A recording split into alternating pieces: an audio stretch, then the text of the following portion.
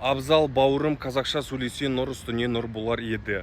Ну, бауырым, ну зачем ты мне такое пишешь? Вот скажи мне, пожалуйста. Ну, я что, виноват, что ли, что я не знаю казахский язык? Ну, у меня все окружение, друзья мои были русскоговорящими. Я учился в русской школе. У меня семья была русскоязычная, понимаешь? И самое главное, у меня челюсть не так устроена, как у тебя, понимаешь? Ну, челюсть не подходит, чтобы изучить казахский язык. Ну, ты пойми меня, пожалуйста. Да, я понимаю, государственным языком в Республике Казахстан является именно казахский язык. Но я тебе сейчас 1 500 000 отмазок могу придумать, почему я не учил казахский язык. Ну, ты пойми меня, ну, ты прости меня, пожалуйста. Деп айтады деп ойладың ба мен бауырым? Бауырым, мен кішкене саналарыңды өсіргендерің дұрыс болады негізі. Осындай комментарий жазатын ағайындар, сіздерге айтайын.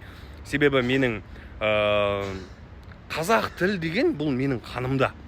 Бұл менің ана тілім. Мен қазақ тілінде сөйлей аламын, сөйлеймін де, сөйлеп те жүрмін күнделікті өмірде.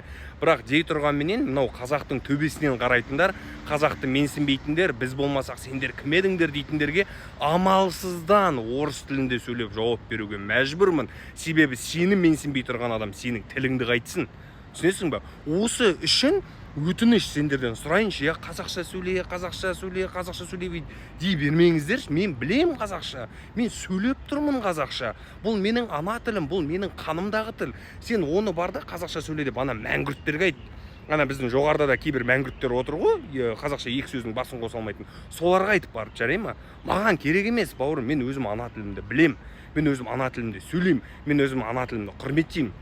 Және әрқашанда мен өзімнің ана тілімді ардақтап, асқақтатып жүремін, былай жоғары көтеріп. Түсінесің бе? Керек емес, бауырым, мен саған не маңызды, осы сұраққа жауап берші. Менің қазақша сөйлегенім маңызды ма? Әлде менің қазақтың кім болғанын қазақтың менсінбейтіндерге көрсетіп беттеріне басқаным маңызды ма? Осы сұраққа бірінші жауап алып алайықшы, бауырым, жарай ма? Керек емес, анау мынау қазақша сөйлей, ит бит деп. Мен білем ғой қазақша.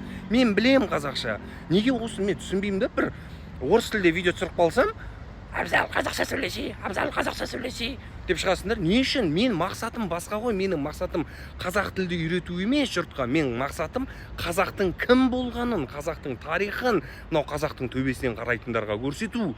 Сендер кім едіңдер дегендерге мен бетіне басу, қазақтың қандай болғанын, қазақтың рухын көтеру, қазақтың қандай батырлардың, хандардың ұрпағы екенін көрсету менің мақсатым. Түсінші осыны.